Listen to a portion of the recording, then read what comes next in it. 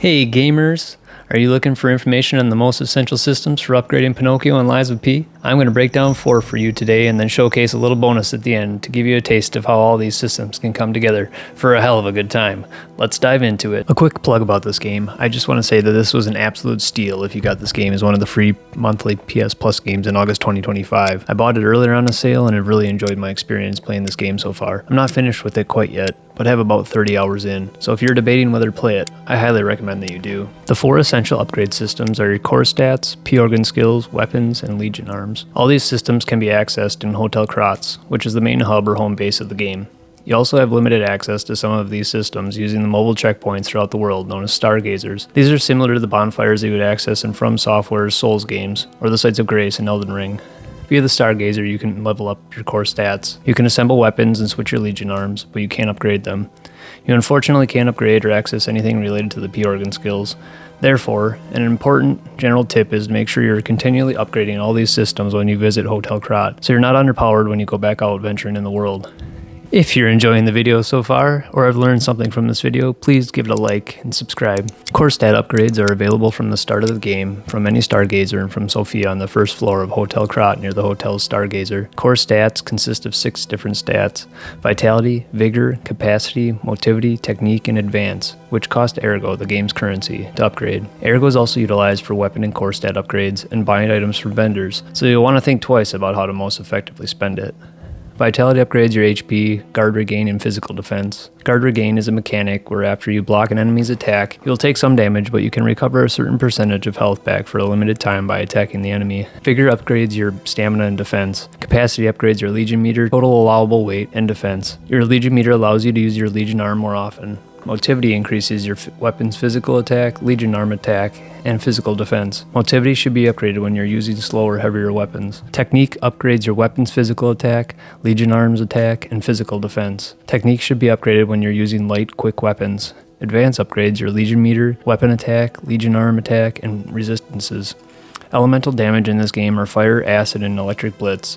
Then there are status effects: disruption, shock, and break, so resistance helps to further protect against these. Weapon upgrades are available after reaching Hotel Kratz and speaking with Eugenie on the first floor of Hotel Kratz. There are 2 different kinds of weapons in the game: normal weapons and special weapons. Normal weapons include a blade and a handle that can be swapped out in the weapon assemble menu with various other normal weapons that you find throughout the game. Normal weapons can be upgraded 10 levels or plus 10. Upgrading normal weapons requires Ergo and Moonstones. Weapon handles can be altered if you would like to modify the handle's motivity, technique, or advanced attack abilities to better fit your build. Special weapons can be obtained by getting special Ergo after defeating bosses, then trading it in to a special vendor for the weapon. Be careful with your decision though, because this special Ergo can be traded in for special defense items too, but you can only get the weapon or the defense item, not both. Special weapons cannot be altered like the normal weapons can, and they can only be upgraded 5 levels or plus 5. Upgrading special weapons requires Ergo and special Moonstones. Legion arm upgrades are available after progressing to Vanini Works and speaking with Vanini on the first floor of Hotel Kratz. You can then use the Vanini craft machine next to Vanini to either craft various Legion arms or upgrade them. In order to craft Legion arms, you'll need to find Legion plugs throughout the world and use 1 Legion plug to craft 1 Legion arm.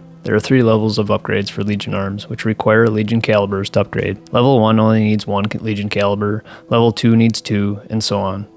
I recommend finding a Legion arm that you can enjoy and maxing it out to the 3rd upgrade level, as Legion calibers are not that common to find early on in the game. The Legion calibers can also be bought at the front service desk from Palandina, but it costs Ergo, which could be better used for the other upgrades early on. Don't wear yourself too thin with upgrading a bunch of different Legion arms, because you'll only be able to use 1 Legion arm at a time, unless you unlock a specific P-Organ skill upgrade late in the game. P-Organ skill upgrades are available after beating the Scrapped Watchman boss. The P-Organ skills are accessed by sitting in the Geppetto's tool chair in Geppetto's study on the 2nd floor of Hotel Kratz. This is a skill tree that upgrades various aspects of Pinocchio's abilities. You'll need quartz to unlock the upgrades. There are 5 phases to the skill tree, and as you progress through the phases, it will take more quartz to unlock each ability upgrade. For example, you only need 2 quartz to unlock an ability upgrade in phase 1 and 2, but phase 3 and 4 require 3 quartz. However, each time a quartz is used, it unlocks a slot to enhance either your attack, survival, abilities, or items in various ways. These buffs are referred to as types and provide immediate passive benefits. sets. Once you slot in a certain type, then you can't slot in the same type again in that same skill upgrade. For example, you're looking to upgrade your link dodge and slot it in an attack type in your first empty slot. Then the other slot can only be used for survival, ability, or item type. You can use the gold coin tree to reset your level, recalibrate your P organ, and reset your legion arm, but be careful with this reset mechanic because it gets more expensive each time you use it. Golden fruit can be picked from the tree after the timer runs out, and you can inject boosters to make this timer go faster. There are other systems in the game, such as the grinder, which uses grindstones, the cube, which uses wish stones, and the various gear that you equip, but I wanted to focus on the most essential systems for combat. Your specific playstyle that you choose will be based on what weapons you like to use and the upgrades you pick. The core stats you upgrade should at minimum match the stats in your favorite main weapon, because those core stats will then scale more. You should also look at what your secondary weapon and legion arm have for stats as well to try and match those too, if possible. I've always preferred an assassin or rogue playstyle in games, so I like quick weapons with fast attacks compared to the slower, more powerful weapons. That is why I went with the technique build in this game. My main weapon has an A rating in technique and D rating in motivity, so upgrading the technique core stat for my build is much more beneficial than upgrading the motivity core stat. Plus, my secondary weapon also has a B rating for technique, and my legion arm has an A rating, so it benefits those as well. To maximize my technique build, I made sure to have a ton of stamina and high total weight capacity for my gear, so I could speed around the battlefield, constantly dodge around enemies, get in and attack enemies quickly, get out safely, then rinse and repeat. I also made sure to upgrade my legion meter to be able to use my legion arm more times and use that as another mobility tool in combat. To do this, I upgraded my capacity and vigor core stats to stay under the 60% of maximum weight threshold to keep up my stamina and movement speed.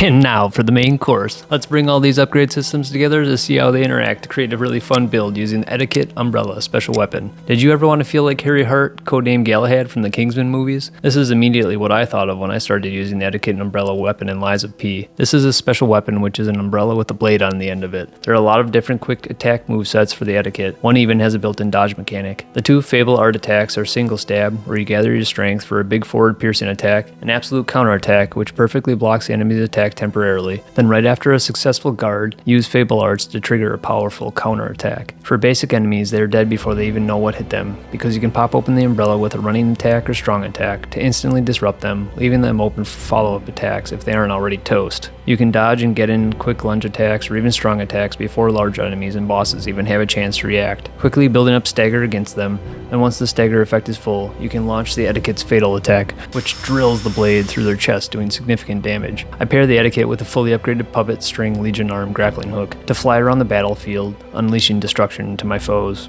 So I say to my enemies, let it rain, because I have my umbrella. If you have any questions about these 4 upgrade systems or any other questions about the game, drop a comment down below and I'll help you answer them. If you're looking for some other amazing games to play, please check out my other video, Game of the Year 2025. Will these games take the crown? For 2 games that definitely need to be added to your gaming library. Thanks for watching, and until next time, keep on gaming.